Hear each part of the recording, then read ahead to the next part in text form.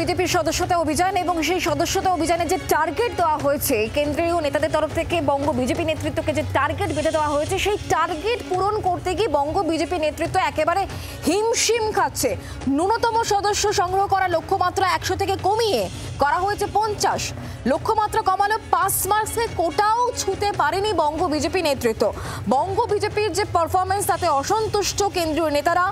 নদিয়া, বাঁকুড়া, বিষ্ণুপুরের পারফরমেন্সে অত্যন্ত বিরক্ত হচ্ছেন শীর্ষ নেতারা।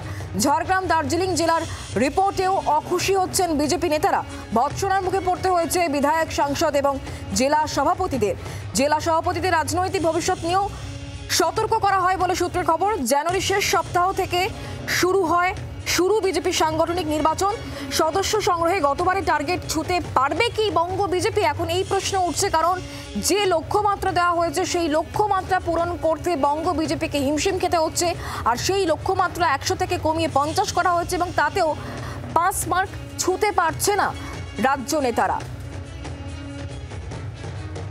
বিজেপি সাংসদ জ্যোতির্ময় সিং মাহাতো তিনি এই বিষয় নিয়ে ঠিক কি বলছেন শোনাবো। দেশের যে বর্তমান অবস্থা আছে তারই একটা ছোটোখাটো আমি নমুনা বলতে পারি। এখানে লোকতন্ত্র বলে, গণতন্ত্র বলে কিচ্ছু নেই।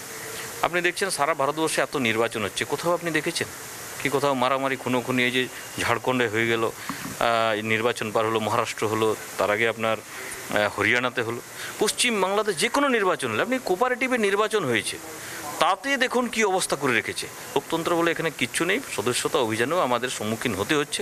কিন্তু আমি ধন্যবাদ জানাবো পশ্চিমবাংলার জনসাধারণকে কি তারা বাড়িতে যদি ভয় পাচ্ছে তো আমাদের ক্যাম্পে এসে সদস্যতা নিচ্ছে এবং আমাদের যে টার্গেট সেটা মোটামুটি ফুলফিল হওয়ার দিকে এগোচ্ছে। এবার শোনাবো বিজেপি নেত্রী অগ্নিমিত্র পল তিনি কি বলছেন এই বিষয়ে, শুনুন। আমাদের এটা বিশ্বাস যে যারা হয়তো ভয় পাচ্ছে বা যাদের কাছে আমরা যাচ্ছি তারা কিন্তু মেম্বার হবে। কারণ হতে পারে তারা 10 জনের সামনে মেম্বার হতে চাইছে না, তাই জন্য আমরা কর্মীদের বলেছি একজন করে যেতে। বাজারের মধ্যে 10 জন ফ্ল্যাগ নিয়ে, বিজেপি ঝান্ডা নিয়ে পাট্টা পরে দরকার নেই। চুপচাপ বাড়িতে যাও, একজন চলে যাও, এইভাবে মেম্বারশিপ করো। কারণ বাংলার মানুষ বিজেপির পাশে। এই যে অত্যাচার, এই যে অনাচার, এই যে দুরাচার, বাংলার মানুষ ভয়ে তৃণমূলকে তৃণমূলের কথায় হ্যাঁতে হ্যাঁ মেলাচ্ছে। খানিকটা ব্যাখ্যা দিয়েছেন অগ্নিমিত্র পল। এবার শোনাবো লকেট চট্টোপাধ্যায়, তার ব্যাখ্যায় ঠিক কি উঠে আসছে। সদস্যতা অভিযান আমাদের লক্ষ্য দেওয়া হয়েছে। আমরা প্রথম দিকে শুরুতে একটু স্লো ছিলাম, কিন্তু এখন আমাদের হাতে 10 দিন সময় আছে। এই 10 দিন আমাদের কাছে খুব ইম্পর্টেন্ট।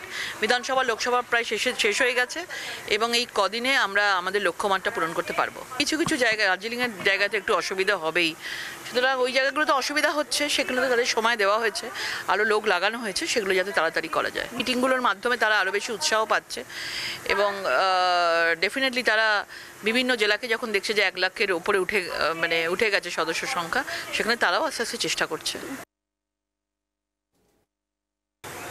পাশ করানোর যেন যত দায় কেন্দ্রীয় নেতাদের। বারবার করে সময়সীমা বাড়ানো হয়েছে, একবার নয় দুবার সময়সীমা বাড়ানো হয়েছে। কারণ অমিত শাহ টার্গেট বেঁধে দিয়েছিলেন বঙ্গের নেতাদের জন্য 1 কোটি সদস্যতা করতেই হবে। 1 কোটি সদস্যতা করতে গিয়ে রীতিমতো হিমশিম খাচ্ছে বাংলার নেতারা। বাংলার বিজেপি নেতৃত্বকে তাদের পারফরমেন্স নিয়েই শেষ কথার যে সুর, সেই সুরের কথা বুঝিয়ে দিয়েছেন কেন্দ্রীয় নেতারা। লক্ষ্যমাত্রা 100 থেকে কমিয়ে করে দেওয়া হলো 50। তারপরেও এখনো পর্যন্ত 5 মার্কেই আসতে পারেনি বাংলার নেতৃত্ব। জি 24 ঘন্টার জন্য ক্যামেরায় শুভ্র ঘোষের সঙ্গে মৌমিতা চক্রবর্তী, কলকাতা। বাংলার আওয়াজ, বাঙালির আবেগ, জি 24 ঘন্টা।